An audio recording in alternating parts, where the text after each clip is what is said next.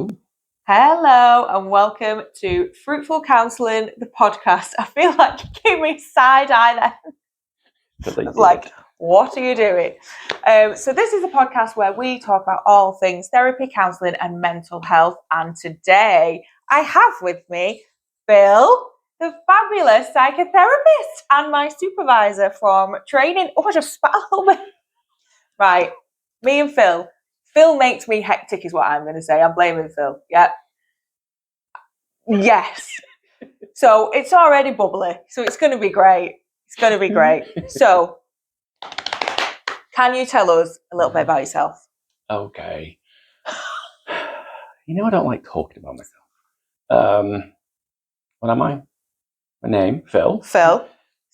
Psychotherapist, counsellor, supervisor, now EMDR therapist. Yes.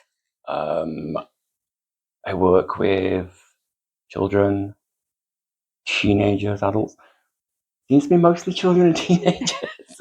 That's fun though. I don't know why they gravitate to you, Phil. No idea. I don't know. Married, 2 boys? Oh yeah, married, 2 boys. They're 8 now. Yeah. Time, man. It's going too fast, isn't it? We're having a little break in end of July. We're on holiday. Ooh. For, I think it's 7 nights. I can't think of anything else. You've got a private practice. Oh yeah. Haven't you? Honestly, the guidance that we're going to need here. Yeah, private practice. I work with a lot of Bupa clients. Seem to have a lot of those lately. What's the other one? Unis, colleges, supervisees.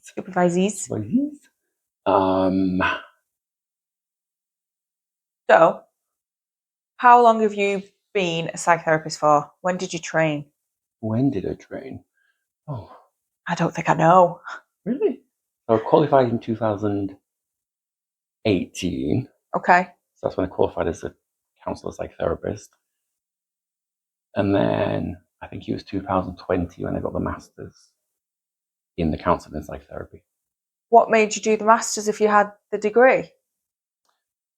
No, I had a psychology degree. Right. Which is how I got onto the counselling master's. Ah. And they kind of crossed over a little bit, which don't do that. That's a really bad idea. Why? 2 at the same time. Oh. Yeah. On that course, you qualified after 2 years. Yeah. With your counsellor, and then you could do the extra year. So it was the full master's. Yes. So it just made sense to carry on. I've heard of that actually. It made sense to do the master's. And then after that, I think it was a few years after, did the supervision course. Yeah. Got my accreditation, the ACP. Yeah. And it was only last month I finished the EMDR. Which is very exciting. Yeah. I didn't know you'd added that string to your bow, but it's just so popular, isn't it, at the minute? And it seems to be working wonders. So why not?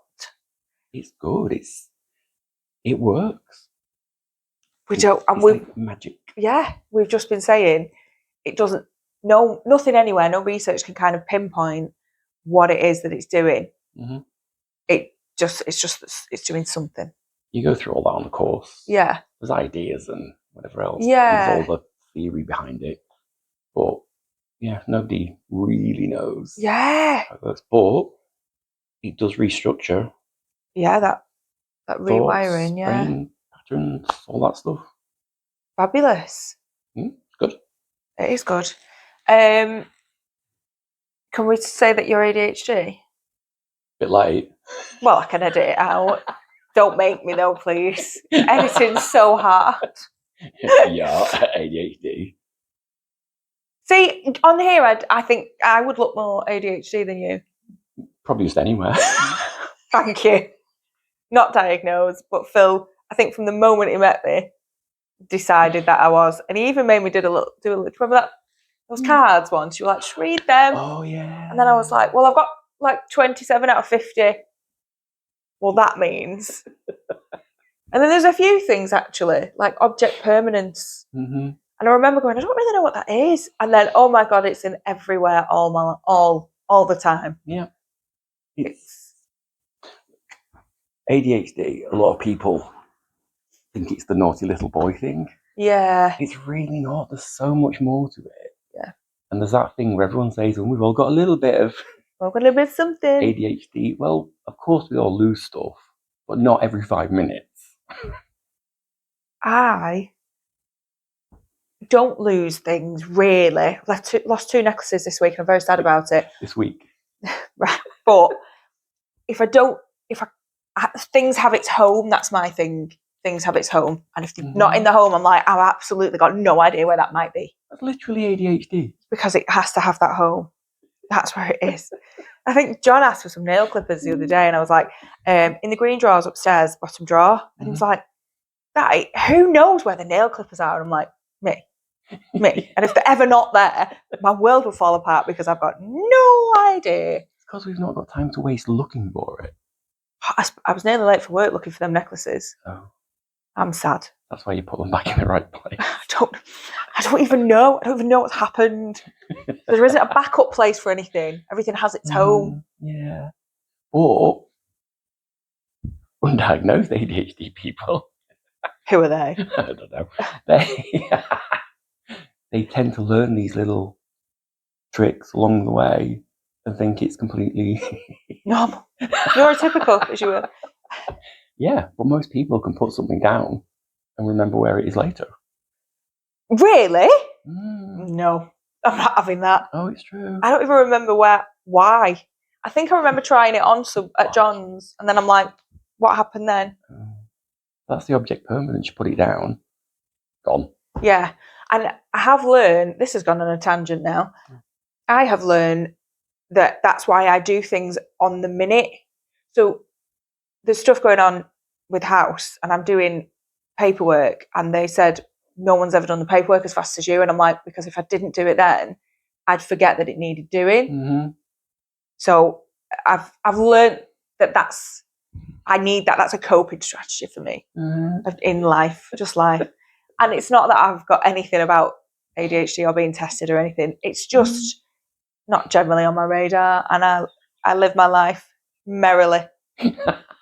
So I'm merrily with ADHD. I don't need a test if that is what Phil believes I need. Can I say, I didn't know you had qualified that so soon. That made 0 sense. I thought you'd qualified like 20 years ago. 100 years ago. 150 years ago. No, it was 2018. So that's what, 8 years of... We're coming up to... Oh, yeah. Yeah. Oh. I know. Even I thought it was longer than that. Yeah. That's the toll of the job. So when did you start private practice in that? I think I set it up pretty much as I qualified. Yeah. Because I always say to people... Set it up straight away. Set it up straight away. I did wait 6 months. I didn't dare tell you. I know. Yeah. Well, I told you in the end, just, I finally set it up. So lots of people don't, because it is a big thing. It feels big. It feels really big. But when you do it, it's not actually that big. And I've still got my day job. It's just something that's along the side. But it feels like it's going to take over your life and you don't know what to do. But really, you have to build trust and you're building something, aren't you? It's the foundations. It's not, Well, that's it. Whether you've got a full-time job or you're doing private practice with full-time clients, you've still only got a certain amount of time and space to take people on. Yeah. So with a full-time job, you're only going to fit 1 or 2 people in at the beginning anyway. Yeah. But that's how you slowly build it. That's what most people do. But if it's not out there, it's not even there. No one's even going to know. Yeah. So was there a point where you were like, right, I can do this full time now? It all went a bit wonky because of COVID. Yeah. So I had built up a little bit, but at that point it was online, phone, because we had the boys were born in 2018. Yeah. So obviously that changed everything a little bit. But it was during COVID when I started working with the National Bereavement Partnership. And I think even though people came through the charity, I think that just gave me more confidence to be a counsellor. Yeah. Be a therapist. Yeah. And then as that came to an end, which would have been 22, 23. Yeah. Then I think I told you, didn't I, that that's where I met Vicky. Who's here? Who's here. Yeah. Yeah. MVP is based in London. It was a complete fluke that me and Vicky just happened to live 10 minutes up the road from each other here. Yeah. So as it was, we obviously got friendly through that. And then I asked her if she knew of anywhere. Like space-wise. And that's when she mentioned this place. And then, yeah, he just went from there. Yeah. Now, after COVID, everybody wanted online or phone. But it slowly went back into face-to-face. Yeah. And you can kind of see that the space for it isn't there. Yeah. But there's a tone there. But the face-to-face stuff, it is different. I had phone counselling after the marriage when it was over the phone. And I remember thinking, how's this going to work? But I need it, so I'm going to go for it. Mm-hmm. And it was through college when I was training. So, but I visualised her. I created who she was. It is different, but you still build that trust that you would do face to face. Yeah, I think you can. I think phone, online, face to face, they've all got the little differences. Yeah. But it depends on what the person wants. Yeah. I've still got people online. Some of them live a gazillion miles away. Oh, really? Yeah. I mean, not like on the moon. Maybe, I don't know. Who knows? But like, we don't ask their address. Yeah, Jokes. like London, the other up and down the country on Zoom. And I've got, I think, one person on the phone now. So it's quite a mix of face-to-face, online and phone. We're currently in the child's room. Yep. There's only one toy in my grasp. There was a croissant. Oh, there's a croissant one. He's moved over there. Oh. We haven't got matching chairs because Phil wasn't comfortable. Gotta keep hold of the croissant. And I promoted comfort over everything. But I'm not comfortable because there's a giant window open over there, and I'm convinced one day a bird's just going to fly in. I mean, if it does... Well, I'm scared of anything with wings, so then what happens, Phil? I'll feed it the croissant. I don't think that's... He doesn't know it's not a real croissant. Do you think? When they have a nibble? They won't know. Like in Jaws, it'd be like a distraction technique when it's eating the boat. And then we'll run. And then you can run. I like that we've got an idea. That we've got a plan. You've got a plan. I'm just going to sit here and watch. Right, okay. This is how our supervision sessions went as well. So I found you online for supervisor. Mm-hmm. And I said I didn't want a man. So someone said... Thanks. You're welcome. Someone said that is the reason to go with him, to at least explore it. This sounds like it's not supervision. But at least speak to him and see how you feel, because it's out of your comfort zone, and you've not worked with a male in the counselling realm. And then our first conversation, I'm sure this is coming across now as well, you were so calm. Really? Yeah, you are calm. You're calm with us. You might not be in your day-to-day life, but you can with your supervisees. Well, yes. Oh. Well, me as one. I can't speak for all of them. Although you did have a few of us in our cohort, didn't you? There was a few. Yeah. I was the best. Funniest. I'd say nothing. They won't listen. Might do. They might do. They won't. Anyway, I think I'm the best. But you were really calm. And I remember thinking, life is so busy. I had Oscar was so much younger, and I was like, he's going to be able to keep me calm if I get stressed.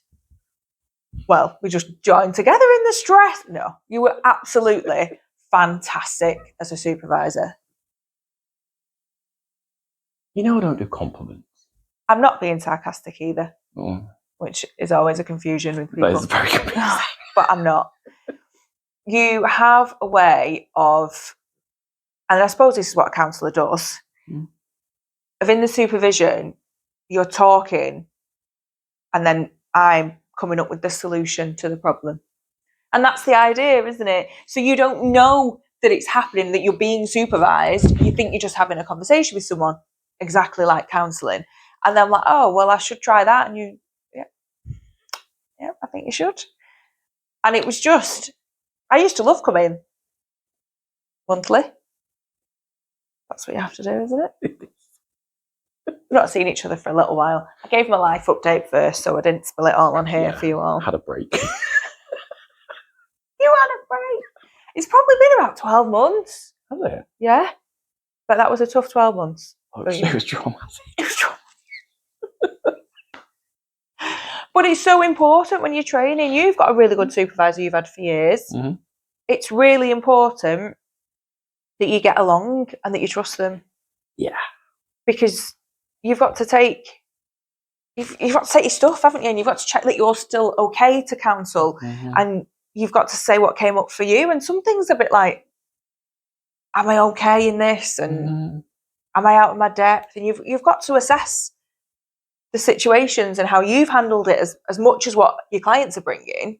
I think that's the thing, though, with supervision. People think it's, I suppose, like what you might get in an office, but that's completely different. Yeah, that's line management, isn't it? Yeah, but I think people just kind of have the impression that it's going to be, you're going to be told what to do or told that's right and that's wrong. Yeah. But it's not. It is similar to counselling, and because it goes into personal stuff, it's inevitable that personal stuff is going to come up in supervision. Massively. It can't not. Well, you have to check that we're okay to still counsel. Mm-hmm. And I'm thinking back to the time I came in and went, so my husband left me. And Phil was like, right, okay. Nothing like giving you the big stuff. Well, you got through it. Yeah, I did. And we had moments and I was like, do you think I'm still okay to do this? Mm-hmm. And you were like, you're in your second year. I think you're all right. Maybe if you were starting out, I'd think differently. Yeah. But we got through it. You got through it. Yeah, but I mean, they had a lot of help as well. I'm not going to... Well, it's... I think some people, especially student counsellors, they start to get worried if you're not pointing out like negative stuff. But a lot of the time there isn't negative stuff. Really? Like what? Like what you were just saying. Because it's so relaxed. Well, it needs to be authentic as well. Use that word. That's a better word. Yeah. So because it's authentic, because you've built this trusting relationship up in the room. That. Yeah. It just... I think there's a lot of jobs out there, businesses, whatever, that... I was going to swear then. Please don't. Just the edit. You know it's a something sandwich. We have the bad. A rubbish sandwich. The good, the bad, the good. Yeah. Rubbish sandwich, that kind of thing. Yeah. I think a lot of people think counselling supervision is going to be like that, because it isn't a lot of other jobs. Yeah. But if a student isn't doing something wrong, you're not going to give them that sandwich. Yeah. If there is, then yes, of course, you work with it, you deal with it. But most students are actually a lot better than they realise. Really? That's a shame, isn't it? It's a shame. Well, it's because it's a real... I think because you're in isolation with it, aren't you? No one's witnessing what you're doing. No. So there were so many times where I think I'd come to you and thought, I don't think I've got a relationship with this person. I don't think it's going in the direction that they, want it to go in. Mm. And then at the end, they'd say, oh, it's our relationship that kept me coming back every week, or you know, I've really gelled with you. And I'm like, oh gosh, all right, I was really worried that we hadn't done that. And then I bring that to you and you'd be like, I could sense that by what she was bringing to you. Yeah. But I think because you're training and no one's watching you, it can be like, oh, and you're so in the moment. It's definitely my happy place to be there. Well, that sounds really, does that sound a bit sadistic? Maybe someone's worried. To be helping someone. Well, yeah, you're helping them. That's yeah. Isn't it? It's a place I feel at ease. And then because you have to analyse it in supervision, it's like, oh God, actually, did I? But in the moment, you're in it, aren't you? You're not thinking necessarily all the time about the skills and the practice and the theory and any of that. You're in it. You're meant to be. That's where you're meant to be. Yep. So then when you come out of it, it can be like, oh God. But then that is why supervision is there for counsellors. It is the whole point. It's completely normal when you're training to have all that theory whizzing through your head and you miss what you're actually doing. But the whole person-centered thing, I think a lot of people underestimate how much that relational depth stuff works. Yeah. It just does. Yeah. People open up to you more. People are just more relaxed physically as well, which if they've been stressed like all week, just coming here and going, I can be myself. Yeah. I'm not going to be judged here. Yeah. I can tell you the big stuff and not when worry. they're ready. It helps. Yeah. The relationship building. I think a lot of I find with especially with children and probably teenagers, they don't really hold back. Yeah. They're really good at saying what they're thinking, just like the truth, obviously. I think that's so good. More adults should be able to. I know it's not that easy, but... And we say it's not that easy, but there was something along the way that told us to stop doing it.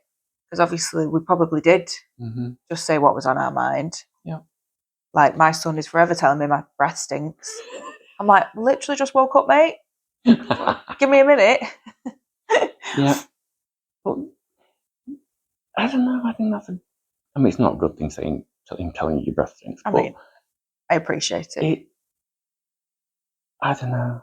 There is stuff that children can hide if it's serious. Yeah, a lot more serious. There is stuff. But even then, building that relationship, it just makes them feel comfortable and able to say it, which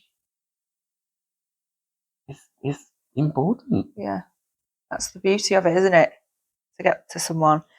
I remember someone in the second session and she just broke down because I was recapping the first session and she just said, no one has ever heard me. And she was an older lady. No one has ever heard me the way that you've heard me or listened to me. And it was like, you also feel a bit of sadness of like you've got to this age and no one's ever listened properly. I think it's more common than people realise. Well, people listen to respond, don't they? Yeah, they don't. A lot of people don't actually listen. No. I mean, I had to tell my partner what time brunch was the other week about 20 times. No. I was like, I'm not telling you again. No. He was like, well, it's either 11 or 1. I'm like, it's not 11, is it? So it's 1. Right. So that stays in your head. But do not bring up the time of brunch again. He's like, I'm so sorry, I'm really busy. But it is that listening. It's the rude motorbike. Rude. I'll have to edit that out. Oh, no. Talking so much about the edit. But it's a real thing. So, you class yourself as integrative. Have you got a favourite? Is it now going to be EMDR? A favourite. A favourite type of therapy? Modality. Modality. No, I don't think I have. I know. But it's nice having the different things to work with. Yeah.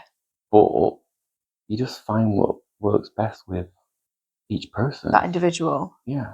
So they don't tend to come with you and say, I've seen that you do this. This is what I'm looking for. You might get the other one specifically looking for EMDR because it is kind of a separate. Yeah, I'm thing. guessing you can't really incorporate that into others. It's just, you could probably incorporate tiny bits, but because of the way it processes in your brain, you tend to use at least the whole hour just doing The work. Yeah. The physical. Yeah. So still fascinates me. It is fascinating. But even with that, you work with what you work together, you work with the individual. Yeah. So I think because of that, I don't think I have got a favourite because you go with what works. So it's more about the client than anything. Yeah. Who knew? Weird. But it is that, isn't it? It's being able to draw on. I mean, I'm qualified and person centered, but you do learn about the others. Yeah. And there's so many people who are expecting to get like tasks because they hear so much about CBT. Mm-hmm. So have I got any homework? Do I need to journal or do anything? Yep. Not from me. Not from me. If you want to journal, go ahead and write a diary. Mm-hmm. I'll recommend that, but it's not. That's it. I mean, I think we all say that every so often. Yeah. But it really is up to you. I don't think I'd want homework. No. That'd be boring. I don't want homework. I didn't want homework as a child. I don't want it as an adult. I don't. But some people do. Some people like it a lot more structured. I'd like to know that they're still working on it in a practical way, because you'd probably come away from a counselling session and mull things over. But there's nothing practical to show about it unless you do write a diary. Yep. So that doing something on paper, or there's a lot online, isn't there, for CBT? Yeah. But I suppose it's a lot of people, well, not a lot of people, some people wonder why it's once a week and not every second day. I don't know. Yeah. You're processing so much stuff in that week. Yeah. Even subconsciously. There's so many people who, especially after the first session, would just go straight to bed. Straight to bed. I needed to sleep. That's another thing that people don't always realise, especially the first few. It can be exhausting. It's wild, isn't it? Because you think, I'm just talking. But you know what, you're processing, you're getting those emotions. And that's that thing actually where your brain uses something like 70% of your energy compared to 30% physically. It could be slightly different to that, but it is along those lines. Every single episode, I'm like, there's a quote. I don't know who it's of. I don't know. It's of a person. Yeah. Of a person. And he said it wrong. And this is what it is. And I'll probably say it wrong. Every single time. Watch your bird fly in the window now and be like, hey, this is the quote. Oh, genuinely. There's a roof over there, guys. Like birds. It's not out. No birds The realms. No, there's not. But there was one time and I was like, he was like, why are you not concentrating? Why are you not looking at me? And I'm like, because surely that bird has attempted to get in, or a bird over time. No. Maybe they just don't like me. That's okay. We can live with that. Let's stick with that. So have you got many students at the minute? Sorry, bird fly by. I've got quite a few. I can't think how many, but I've got quite a few from different colleges and unis. What do you think the hardest thing is for people qualifying at the minute, or trying to qualify? I think one of the biggest things right now is getting the hours in. There was changes, wasn't there? I remember the changes. I was luckily, the charity wasn't affected. The charity I was with, placement hours wasn't affected, but the changes from the NHS, really impactful. NHS and places like 1 Point. Yes. It ended up with a lot of charitable places that offered counselling. The counselling kind of section of it stopped, which not good for people that was on the waiting list either. Yeah. but also for student counsellors. And I'd say in the past year or two, it has become more difficult to find a placement. That is, it's so it's so heartbreaking, isn't it? Because it's free. Yeah, I think there's so many rules and policies and procedures and stuff which could probably do with being looked at and rewritten a little bit. There's a whole mental health thing right now. It is. We're in such a position, and also, let me say this in the right way. Is it? We're not regulated. What are we not? We're not regulated. What are we not? Well, so many things. We're not regulated. We're not regulated. We're not a regulated body. We choose to be part of regulatory bodies for insurance, for accountability, to have guidance. But it's not like nurses that have to sign up to something every year or they can't practice. You're not monitored by anyone, and yet the hoops and loops we jump through to get to this point. Yeah. So at the end, Joe Bloggs could have come up and just gone, I'm going to be a counsellor as well. It's, I suppose it's rare that happens, but it can happen. I hope so, but yeah. It can happen.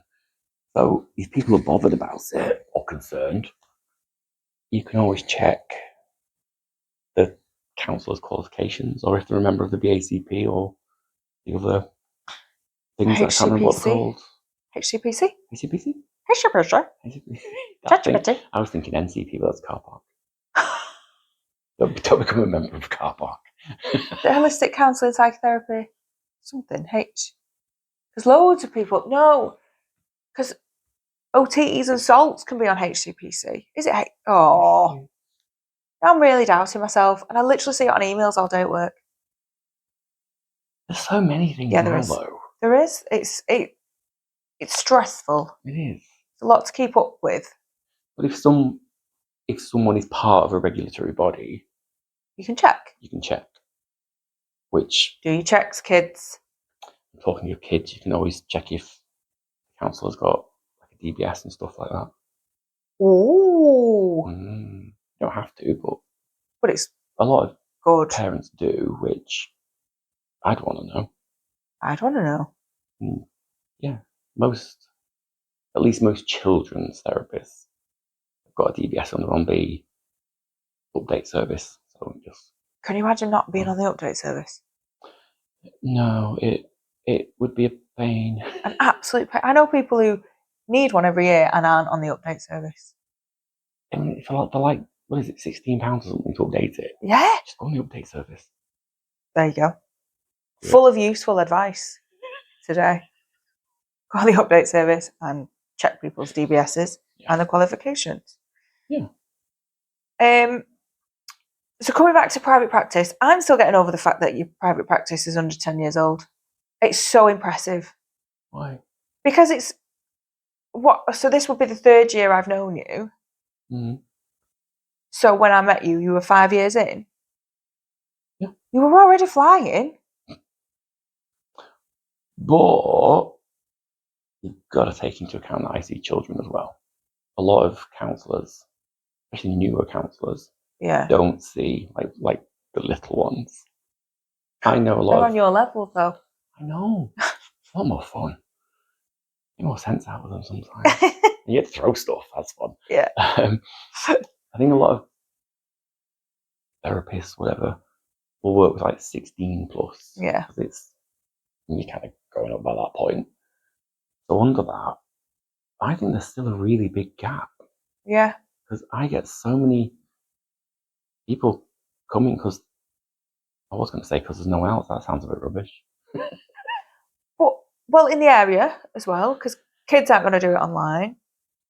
I'm doing online with under 14. It's doable, but I prefer face-to-face because they get so easily distracted. I was going to say. Yeah. I wouldn't. Especially the little ones. Yeah.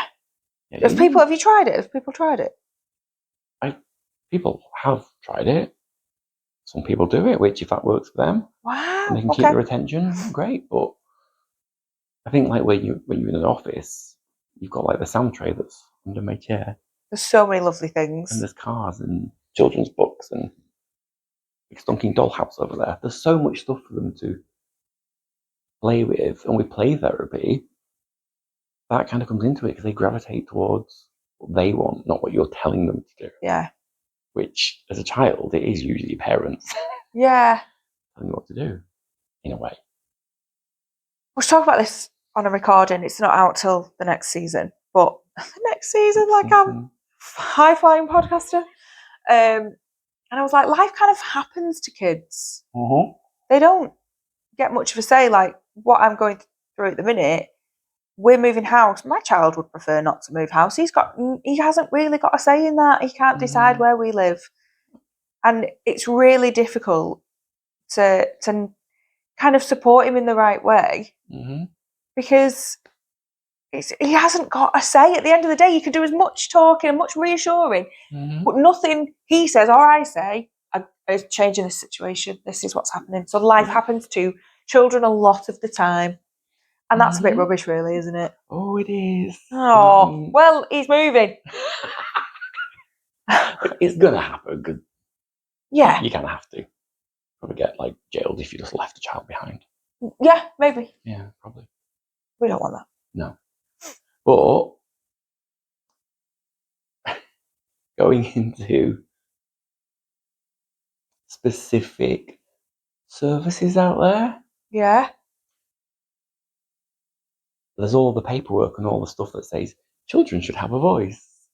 Isn't there? I am. Yeah. Maybe someone should listen to that. Reinforce that because.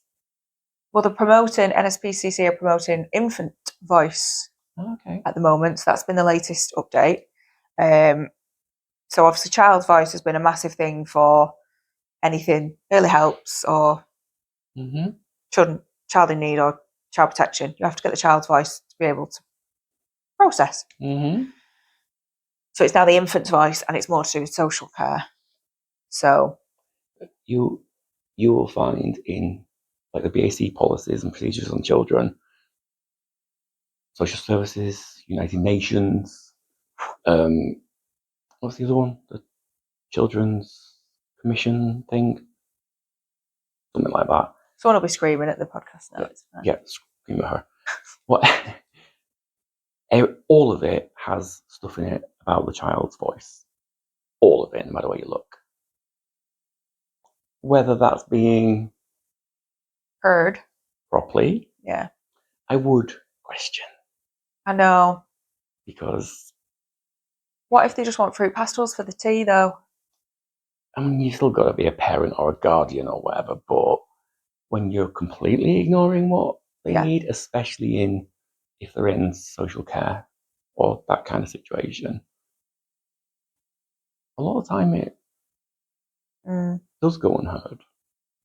Do you work with children from social care?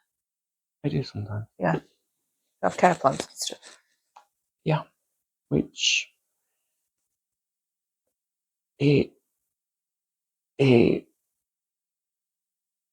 I get all the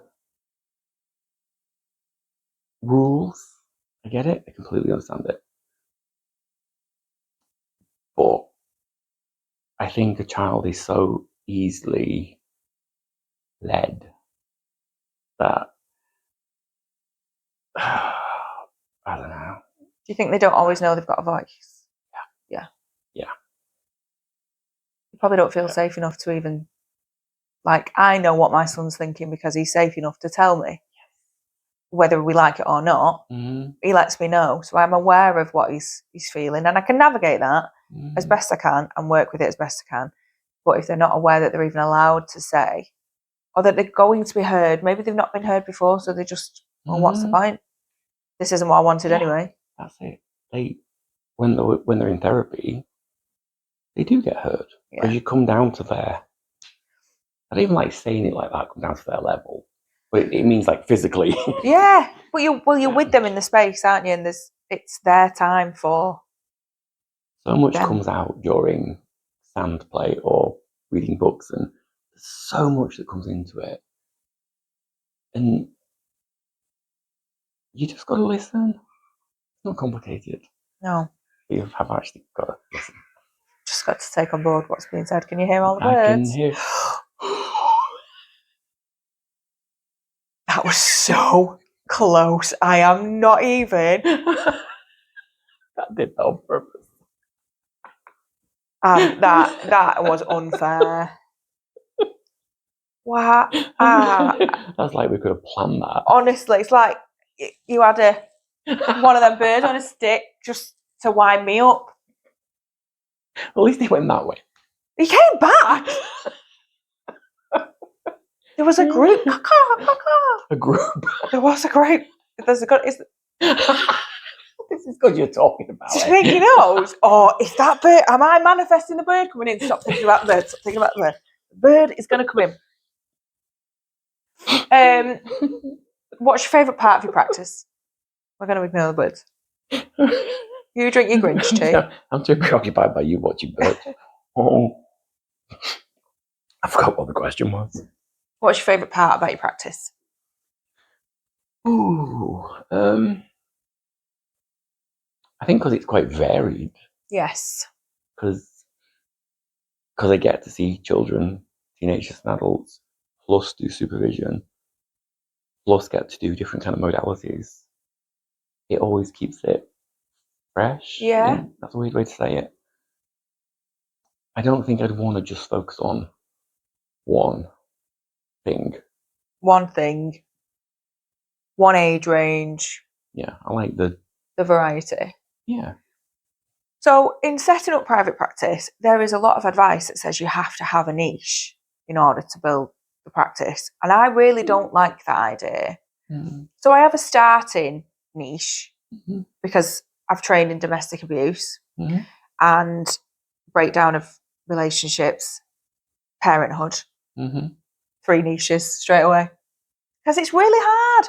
Because my belief, and you feel free to challenge me, is the skills are the skills. Skills are the skills? The skills are the skills. Oh. And if you have the skills and you're trauma informed, yeah, then you should be able to hold what's coming and work through it. Look, I think a lot of people, counsellors, like just focusing on one thing, which for them, great. If they're really good at it, great, do it. But for some of us, I think you're right. It does help having a niche, whether that's a good thing or a bad thing. But the more people that get to know you through that is what can expand. Yeah. Because I get worried about not expanding my knowledge because you're learning at the same time as counselling. You're learning from your clients. And I think, well, if I know 2 clients are the same, but if you're working with that niche, how am I going to expand my own knowledge and my own practice if there's not other things coming in? There's always other things coming in, who am I? But I think even if somebody comes with a specific issue, quite often something comes up along the way. It does, doesn't it? So even if you was dealing with just like, I don't know, bereavement or something, which obviously is a big thing, anything could happen in that week with a client that they're probably going to bring up in therapy. But the amount that I had that said, oh, that's not what I'm here to talk about, is it? And it's like, it's your session. Talk about what you want. And it's whatever takes your fancy this week, whatever you need to talk about this week, that's what this space is for. It's not just for, if it was bereavement, just bereavement. It's whatever. Bring what you need. Yeah, sometimes people don't want to go too deep into things. Yeah. They might not ready. Yeah, one week they might say lots of stuff. The next week it might just be a lot lighter. But if that's where they're up to, then great, because you want to do what's best for them, obviously. But it's like everything, isn't it? It isn't a straight line, and you learn the stages of therapy, but you don't hop through them nicely. You go. So that's a very abrupt ending. There's another 45 minutes that we've recorded that does not exist. It came to transfer in the file and I thought it got corrupted in the transfer, but I found the original and I don't know what happened for the second half of the recording. It was so fruitful, the conversation, which hence the name Fruitful Counselling. It was just brilliant. Phil is so invested in what he does. He's so passionate. He's really inspiring. We went on to have some really great conversations, which are never to be heard. He has said he'll come on for a part 2, so woohoo! We spoke a lot about CAMS and mental health there, and kind of the gap that's there for children and young people, because CAMS are only equipped to support young people when they're at crisis point, and actually, what do we do when a child's leading up to that point? How do we stop them from getting to the crisis point? So I will link Phil's website down below. I think it's philipantony.com, counselling.com, something like that. I found him through Counselling Directory, one of those, when I was looking for a supervisor. We talked about that journey as well quite a bit. But never mind. We'll go again. So this is the final episode of season 1. I was hoping to go a few more episodes, but life has got in the way. And I also need to invest in some better equipment, as we are finding out rapidly. But without any sponsorship, that investment takes time and it's got to be right. So I'm going to take my time with this next bit. It might look a little bit different moving forward. I'm going to go back to the drawing board a little bit with it, but there are some really, really good guests that are already recorded and ready to go, and that are lined up to have their recording. So it's what lies ahead is really, really good. It's really inspiring. We are coming back. I will be back. It's not, I didn't really want to make that reference. It's not a question of if, it's just a question of when. Life is still happening. And unfortunately, this is not my full-time job. That would be exciting, wouldn't it? But I hope you really enjoyed that episode with Phil. I certainly enjoyed catching up with him. It was just brilliant, and it's amazing talking to like-minded people. There's just something, I don't know, fuzzy and warm about it. It's good. It's really good stuff. So yeah, as always, like, follow, share, subscribe. Make sure you're going to find out when we're back, when series or season. I think I've gone with season. When season 2 is out, make sure you're you've got your eyes on that. And if you want to come on the podcast, you want to share your story, it's you can email inquiries at fruitfulcounselling.com, or the Instagram page is fruitful_counselling. It's nice and easy to find, and people have reached out, and I really do appreciate people wanting to get involved and come on and be a part of this, and also how vulnerable people can feel when they're doing this. And I don't want to underestimate that. But yeah, thank you for all your support so far. It's been incredible, and I'm not giving up. I want to see where this goes for sure.